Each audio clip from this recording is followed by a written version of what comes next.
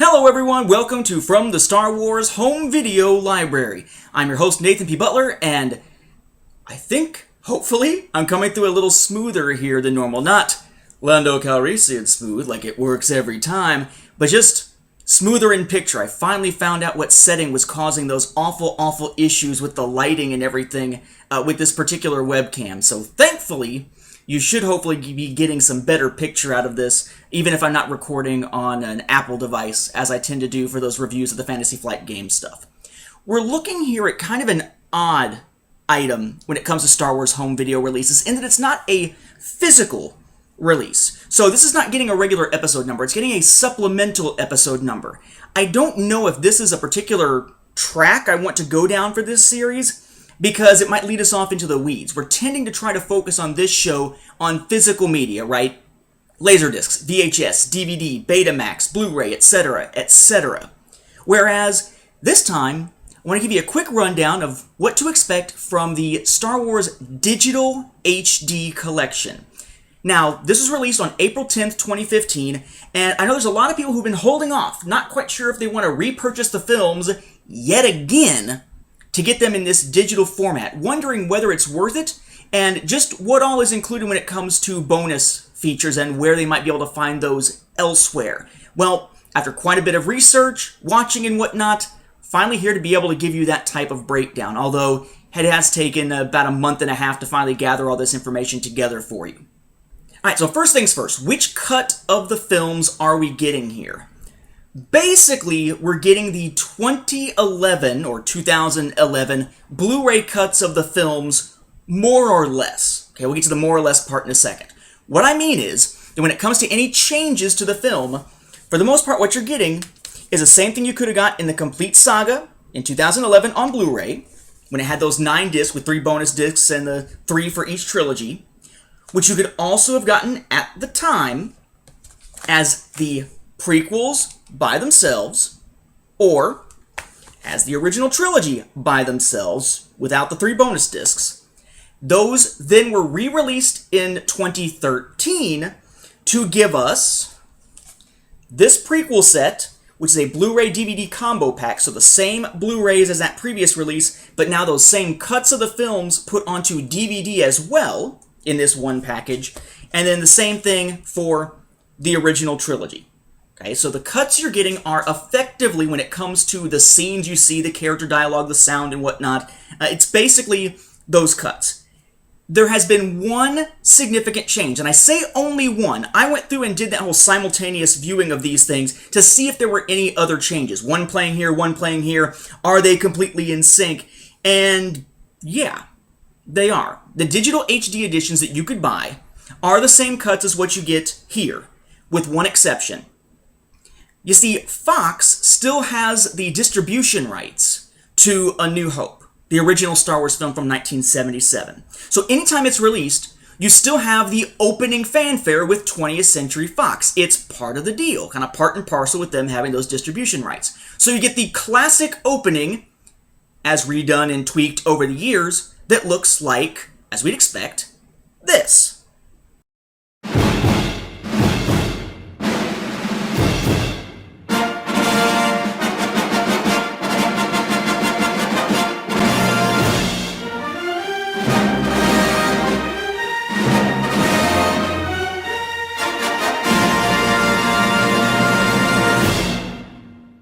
However, Fox isn't part of the picture anymore, at least in anything other than A New Hope. There are no distribution rights with Fox for the other 5 live-action Star Wars films so far. Instead, those transferred right along with Lucasfilm to Disney. So why on earth would they ever, except out of nostalgia, include a 20th Century Fox type logo on the films when they're re-released? Well, answer is that they didn't. They said, no, we're not going to promote some other company. And honestly, I think there's at least a little bit of a butting of heads here because of the whole Disney owning Marvel thing and other companies having rights to other Marvel characters like the X-Men, and how much of a clash has already been between those two, Fox and Disney, over those properties. There was no way we'd wind up seeing the 20th Century Fox logo show up on the other 5 films when legally they didn't have to be. So instead, and I really hope they do something better than this for Episode 7 and beyond. But instead, on the releases of The Empire Strikes Back, Return of the Jedi, The Phantom Menace, Attack of the Clones, and Revenge of the Sith, in the digital HD collection so far only, they have replaced that opening fanfare with 20th Century Fox with this truncated, odd version of the fanfare with the Lucasfilm logo that you can see right here.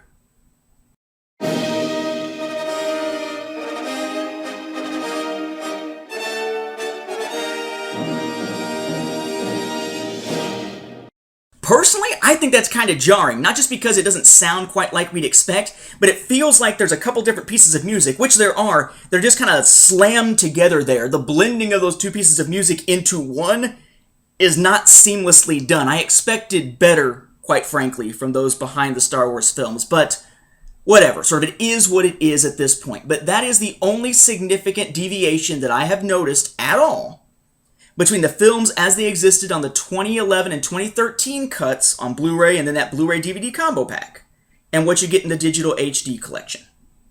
Now, as these were going up for pre-order, you could pre-order each individual film. We're talking through iTunes, the Xbox video setup, through the Sony Entertainment Network or PlayStation Network, or whatever you want to refer to it as, through Google Play. I mean, there's a lot of different places you could have gotten this digital HD collection. In most places, put it up for pre-order, but only as individual films for about $20 a pop. So if you were to pre-order all of them, it's $120 basically. Only for once they were released, there was immediately a digital HD collection that could be bought of all 6 and their bonus features that in most places only costs $90. To their credit, I have yet to hear of any of those marketplaces where you could buy these not issuing a refund for the difference. So people who did do the pre-order did get their money back or did wind up saving the money as it was shifted over to that digital HD collection. None of these retailers or online distribution houses, whatever you want to call them, screwed over their customers, which is nice to finally hear. Now, of course, again, these are the same films we've seen over and over again in a very recent cut. In theory, if you want to take this version on your iPod, you can just grab the DVD out of one of these, rip it as an MP4 and stick it on there. They hadn't been released in digital HD before, at least not for legal purchase, but people already had these cuts lying around all over the place. The question is, what did they add? What added value did they give to this digital HD release so that those who had purchased this version of the film or another version of the film, perhaps many times over, what would be there to draw them in to buy this new release? What bonus features and what exclusive features would be included, aside from that weird change at the beginning? Well, okay, let's take this step by step. You get all the films. You go into any of the individual films, and I'm using iTunes as an example, but from what I understand, it works very similar on pretty much all the different platforms in some form or another, some variant of this. You go into the film, and you now have a menu screen, kind of like you're playing a DVD or a Blu-ray. And among the menu options, you'll have access to the film and access to the extras. And then there's a third link on most of the venues that's basically just for related materials. You know, click on it, it'll tell you about other films with the same actors, other films with the same director, and stuff like that. Stuff that's basically there to help market it so that if you're interested in this film, maybe you go buy something else by the same people. You dig into the extras menu, and one of the options is just cast and crew. And it's basically the same thing as that other link, where it's like, oh look, here's all the stars, here's the members of the crew, and here's links to other stuff that they've been in, so maybe you want to buy more. You know, that whole impulse buying when you click a link and see something cool with somebody you recognize in it. Beyond that, though, each film gets, among the extras, its own new extras and what they refer to as legacy content. Old bonus features brought back again for the digital HD release and released digitally. Now, let me say this. Again, my experience has been with the iTunes version. I'm hearing similar things from others, but I have not had a chance to speak to someone who has been a purchaser on all the different possible platforms, because there are a lot of them. But for iTunes, at least, because of the way iTunes movie extras work, at least since a recent change, you download the movie. You do not download the extras. All the extras are streaming only. So if you've got a good Wi-Fi connection, or if you've got a decent cell phone connection that you're using and sucking up the data like crazy, you could watch the extras on those devices. But you are not actually downloading the files. As soon as your connection is gone, you have no access whatsoever. In fact, you jump into it and the extras part of the menu is simply gone. Okay? So understand what you're getting here. I know one of the things that people have a problem with about digital releases is, well, I want to keep those files. What if I can't have access? It was a big deal when Dark Horse lost the license to Star Wars comics. If I purchase Star Wars comics through Dark Horse's app, do I still have access to them? Answer is, yes, you do. You can re-download them. They are essentially archived under your account. They just can't sell any new ones to you because now it's with Marvel. But still, you can download the actual files. Could you make a backup? In theory, obviously, yes. But in this case, there is no making a backup unless you're basically doing like a screen capture type of thing with Camtasia or something, because these extras are streaming only. Also, bear in mind, since they are streaming only, they are reliant on your internet connection. So if I'm sitting here in my apartment, for instance, where my connection is sometimes spotty because of the different devices that are all trying to connect to it at once, honestly, it's very difficult for me outside of my Apple TV to stream things in HD off of iTunes. No problem with Netflix, no problem with Hulu Plus. iTunes, it chokes on it. So make sure, perhaps if you get some other film that has extras, go ahead and try it out first. Make sure that you're going to have a stable enough connection to be able to watch the extras that you're paying for, because you are not downloading the actual files, at least not on iTunes, and at least some of these other mediums that you can go through. Again, I cannot say for sure offhand. Research your particular preferred platform first before you buy. If actually having the files on hand means something to you, if only streaming is fine with you, you don't care about keeping backup files or anything, and you got a really good connection, not going to be a big deal, and I've probably just wasted a little bit of your time. So about this new content and the legacy content and all, what do we have here? Well, for the Phantom Menace, we have 2 new pieces of content. Each film has 2 new pieces of content. One is referred to as the Conversations, which is usually 1 to 3 different people sitting down and just talking about Star Wars, having a conversation that tends to run anywhere between about 4 and 8 minutes on average. There's also a thing called Discoveries from Inside, which are little behind-the-scenes videos from inside Lucasfilm, usually looking at things like costumes or props, that are, again, about 4 to 8 minutes, depending on which film you're looking at here. So they're relatively short, but there are 2 of them for each, ranging in content from a little less than 10 minutes to usually a little less than 20 minutes total combined together. Do they add anything particularly new to the mix of things we know about Star Wars? Not really. But if you're into the behind-the-scenes stuff, it is interesting new content. With The Phantom Menace, the Conversations is a little weird. It is Designing Episode 1. Doug Chiang looks back. And it's just Chiang himself.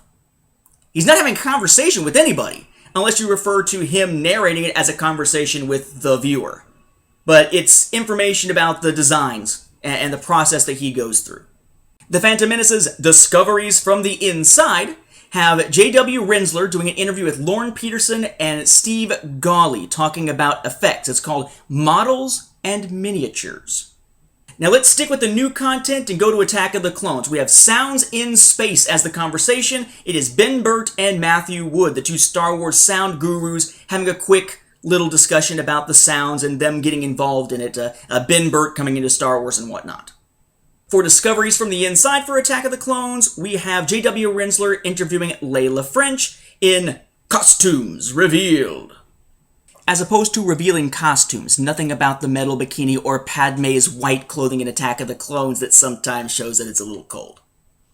For Revenge of the Sith conversations, we have The Star Wars That Almost Was with J.W. Rensler and Pablo Hidalgo. Very interesting, talking about early versions of what became Star Wars, but not entirely sure what that has anything to do really with Revenge of the Sith. And then Revenge of the Sith Discoveries from the Inside, we have Hologram and Bloopers with J.W. Rensler and Monica Chin Perez. For A New Hope, we have Conversations, Creating a Universe with Roger Christian and Joe Johnston. Then Discoveries from the Inside is Weapons and the First Lightsaber with J.W. Rensler and, again, Roger Christian. Then for The Empire Strikes Back, the conversations, not really conversations per se, it's the lost interviews. These are old audio interviews with members of the cast, and they're all put together with new pictures, well, old pictures, but mixed together new, and given to us as a visual presentation as we listen to these old interviews. But it's not a conversation in the modern day at all. Discoveries from the inside, I actually found this one particularly interesting, was Matte Paintings Unveiled, with J.W. Rinsler and Harrison Ellenshaw, which looks at the different matte paintings used within the films. And there's a lot of stuff I didn't even realize were matte paintings, but looking at it, I'm thinking, holy crap, that is insane, the amount of matte paintings and how realistic many of them looked. And finally, for Return of the Jedi, the conversation is The Effects, with Dennis Muren, Phil Tippett, Roger Guillet, and John Knoll. For Return of the Jedi, the discoveries from inside is The Sounds of Ben Burtt, with J.W. Rinsler talking to Ben Burtt. There's also a special featurette found with Return of the Jedi called George Lucas on the Digital Revolution. I found that very interesting because I like the idea of the evolution of the film genre and the effects in it over time. That one runs about 8 minutes, give or take. Now, as far as bonus features, that's basically it as far as anything new. Okay, at least in terms of things that every platform has available. We'll talk about some exclusive here momentarily. Then comes your legacy content. Old stuff repackaged and re-released here. Question is, are these things you can get somewhere else? If it's old, you should be able to, but let's find out what they are and let's find out where you can find them.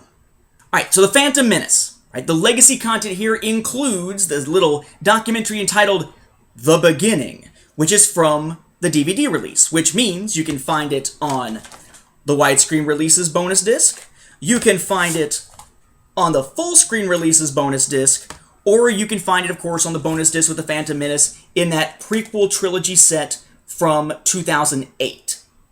You'll also find the theatrical version of the pod race, rather than the extended one that made it to home video.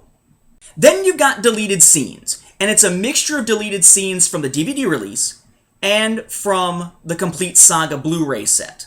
Okay, you've got all the ones from the DVD release except the air taxi sequence, because that was reincorporated into the film itself, Dawn Before the Race, and Farewell to Jira. And you got all the deleted scenes from the Blu-ray except The Battle is Over and the extended pod race wager.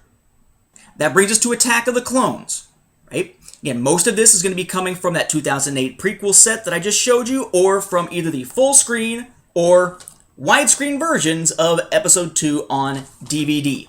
You have From Puppets to Pixels. That was from the DVD. State of the Art, also from the DVD. Films are not released. They escape, also from the DVD.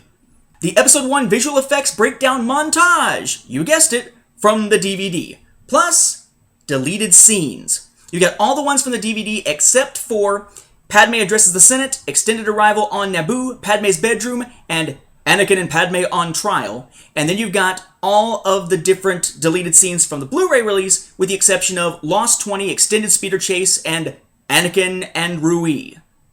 That brings us to Revenge of the Sith, which, again, has a bunch of content that's mostly from the 2008 prequel set, or the precursor, full screen or widescreen DVD releases of them. You have, within a minute, that DVD breakdown that was so cool, that whole minute and all the different things that went into making that minute of film from the Mustafar battle. You have The Journey, parts 1 and 2, not from the DVD, but from StarWars.com. The ILM SIGGRAPH, if I'm saying that right, reel, also from StarWars.com to showcase ILM's work. Then you've got a ton of deleted scenes, again, getting us back into DVD content here. You have all of the different deleted scenes from the DVD release, except a stirring in the Senate and confronting the Chancellor. Then all the deleted scenes from the Blu-ray release, with the exceptions of actually quite a few. It's actually more left out than what they have, but the ones that are left out are Elevator Antics, Escape Through the Hangar, Changes to the Constitution, Utapau Chase Animatics, Mustafar Duel Animatics, Mustafar Duel Lava River Animatics, Kashyyyk Attack, and the Order 66 Animatics, and then the Jedi Imposters at the Temple and Senate Duel Animatics. So pretty much all the deleted scenes that are basically animatics from Revenge of the Sith, generally dumped and not added to this release. Alright, so for A New Hope, first off, you've got Anatomy of a Dewback. That was a promotion for the special edition that was from StarWars.com. You then have the launch trailer for A New Hope, which you can find on the 2004 widescreen DVD set on that 4th bonus disc, or on the full screen equivalent, again, from 2004. Then you have deleted scenes, and it's all the ones included on the complete saga set, on that bonus disc for the original trilogy. That brings us to The Empire Strikes Back. For The Empire Strikes Back, again, from the complete saga Blu-ray set, we've got A Conversation with the Masters. Not to be confused with Star Wars Conversations, that's a different thing. But A Conversation with the Masters, The Empire Strikes Back, 30 years later. We have George Lucas on the Force, also from the Blu-ray. We have George Lucas on editing The Empire Strikes Back, again, also from the Blu-ray. And those being the complete saga set, the ones with the bonus features. The other Blu-ray releases don't include those types of bonus features, just commentaries. And then you have 6 deleted scenes, all found on the Blu-ray, but there are some from the Blu-ray that are left out. The ones that are left out are Luke's Recovery, Luke and Leia Medical Center, The Fate of General Veers, and Leia Tends to Luke. Seems like there's a running theme there. Anytime that Luke and Leia are getting a little too close for being brother and sister, like, yeah, shove that under the rug. Yeah, that never happened. It's not only deleted, it's just gone. Now, most interesting for Empire is that there's one bonus feature on here, oddly enough, that's only ever been found in the US on one release. And it wasn't a DVD or Blu-ray. Okay? It's Dennis Muren on How Walkers Walk. Talking about the stop-motion animation. It appeared here in the Definitive Collection Laserdisc set. All but forgotten as a bonus feature over the years. Now, this was the only place to see it in the US, but if you're overseas in the UK, you could also have seen it in that Definitive Collection VHS set that's often referred to as the Superclass ISD Executor set. But to them, it's the Definitive Collection, just PAL VHS as opposed to Laserdisc. And finally, for Return of the Jedi, you've got Classic Creatures Return of the Jedi, which is from, again, the complete saga. You have the Revenge of the Jedi teaser, the launch trailer, the It Began TV spot, the Climactic Chapter TV spot, and all those advertisements were found, again, on that 2004 DVD set on the 4th disc, the bonus disc.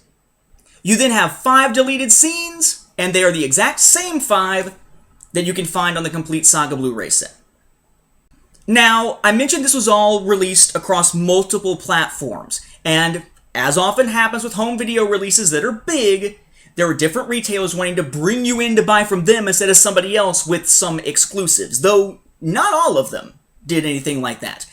For Xbox Video, there was an exclusive. It's not video content, though. If you had pre-ordered and got these through Xbox Video, you would have gotten an R2-D2 avatar companion for your little avatar on Xbox for people to see through Xbox Live, and you would have gotten Star Wars pinball content for the game Pinball FX2. That base game is free, so you would have downloaded the free game and then got this free special Star Wars pinball add-on based on that Star Wars pinball game that's come out in the last few years. I actually thought at one point I saw a Sony exclusive, but there seems to be no evidence of it. I've gone through and looked over and over again and have not run into an actual Sony exclusive. So if there is one, let me know. We can stick it in the comments and I can mention it on a future episode. Now, the biggest bonus content was a couple of new videos, which you could get through Disney Anywhere. Had you heard of that app or streaming service prior to me mentioning it here? Probably not. If you had you heard of it before the Star Wars films? Again, probably not. So in order to beef up their own brand, Disney, which owns Lucasfilm and the films, released the films with some extra content through their own outlet, Disney Anywhere. It's kind of weird what they released, though. You had Scrap into Gold, a conversation with Robert Christian, who had already appeared in multiple videos, so not adding a lot new to the content here that we're getting. And then, no matter which film you bought, it came with a second bonus feature. That the whole Robert Christian thing came with all the films too. But that at least sort of made sense because it's a behind-the-scenes thing that could theoretically be applied in some form or another to all the films if you really stretch the definition of it. But the other thing that you got was The Art of Attack of the Clones. So if you bought A New Hope, you got The Art of Attack of the Clones. Return of the Jedi? The Art of Attack of the Clones. I don't know. I have no idea why they did it that way.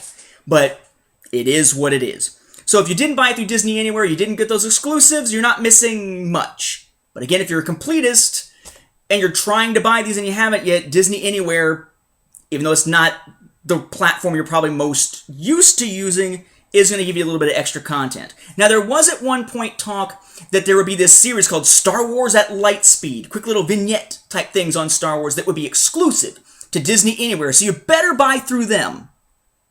Yes, they exist. Yes, they're all right. Yes, they're available through Disney Anywhere. But they're free viewing for everyone. Watching them has nothing at all to do with purchasing the digital HD edition. So, if you're just going to go see those, just go to the website. If you bought it through iTunes, just go to the Disney Anywhere website and stream those Star Wars at Lightspeed specials if you want to check those out. There is no connection. Released around the same time, given a lot of fanfare at the same time on places like YouTube, not directly connected. You do not need to buy the digital HD films from Disney Anywhere to watch Star Wars at Lightspeed. So I think since this is a supplemental episode, not really following the format of the regular episodes, we need to end with a very specific question, which is it worth your money to buy the digital HD collection, whether on sale or otherwise, for the combined price of $90 as the collection or individually at $20 a pop? It's really going to depend. Okay? How much do you tend to use streaming digital HD films, and how much would you want to watch Star Wars in that form rather than in HD on Blu-ray? Do you like to take it with you? Do you just want to see the 2013 cuts and don't have a DVD player so you couldn't use one of the combo packs if you don't have a Blu-ray player? Is this your only way to see it? Also, there's that question, of course, of the bonus features. Are the bonus features worth it? Well, again, this is like anything else that's a re-release of something. The question comes down to, of that bonus material, how much is new? Is what's new worth it? And then, kind of as a corollary to that, of the old stuff that's included, if there's old stuff included, which there is this time, how much of it do you already have? And how much of it would be simply redundant? If you own the 2004 DVD set, either widescreen or full screen, doesn't matter, of the original trilogy, and you own the complete Saga Blu-ray set, and you own, whether widescreen or full screen, at least one copy of the prequel films on DVD, whether in the 2008 box set or the individual releases from before that, then you own most of the bonus material that they've given you here as legacy content already. There's other stuff that's freely available through StarWars.com, and in some cases the StarWars.com YouTube channel, things like Anatomy of a Dewback. The only thing that's really tough to find these days and watch is that How Walkers Walk, which you, again, can only get on the Definitive Collection Laserdisc set in the US prior to now, and that you could only get on VHS if you bought that UK PAL set and brought it over and had some way to actually play it in the US. So that's an oddity, but certainly probably not worth the kind of price you'd be paying just to get that one thing. The new bonus materials, again, they're fairly short. They don't add a lot to our knowledge about Star Wars, and I don't want to say they seem like a rush job, because they're interesting and they're high quality for what they are, but they're quick little things that are very forgettable in the long run. Interesting, but forgettable. Probably only most notable because George Lucas is nowhere to be found outside of that thing about the digital revolution, which I don't believe was actually created for this release. I think it was something they already had that they put in with this release.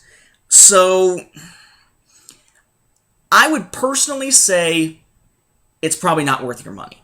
In my case, I got it less because I wanted to have it digitally and one of those new bonus features, and more because I do this show and wanted to be able to give you a reasonable bit-by-bit breakdown of what's actually in there so that you know whether it's worth your money or not.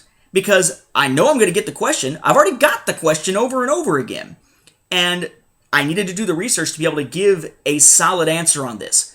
I think that those out there who say, well, there's new bonus features, gotta buy it, or those out there who say, oh, they're just releasing it again, they're just dipping in our pockets again, screw Lucasfilm and Disney. I think both of those approaches, while with a little bit of validity to themselves, are at least a little bit disingenuous or intellectually dishonest because they're not actually taking the time to look at what's actually there. Now we've done that. It's up to you whether or not these really are worth it. For my money, no. If it hadn't been worth it to me to get a chance to see these little bonus features that I could have done without, and to be able to provide this information to you as viewers, I would not have purchased it, and I would look at it as a poor purchase. As it stands, I still kind of think of it as a poor purchase, because I got the iTunes version, and none of the bonus features can be downloaded. But it's really sort of a your mileage will vary type of thing. But if you already own the DVD versions of the films from their first releases, which mean first releases of the prequels are 2004 for the original trilogy, or the prequel set on DVD, or the complete saga, you basically already own all the legacy content that is here or have free access to it outside for How Walkers Walk.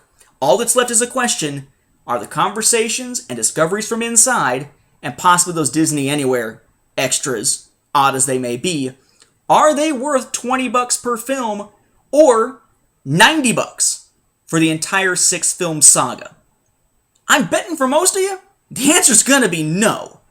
But I wanted to at least give you the information so you can make an informed decision, rather than an impulse buy or a decision based on fanboy ranting or overhyping, rather than actual facts. So in that sense, I do hope that this has been helpful. As always, thank you for watching, and may the Force be with the home video viewers, digital or physical.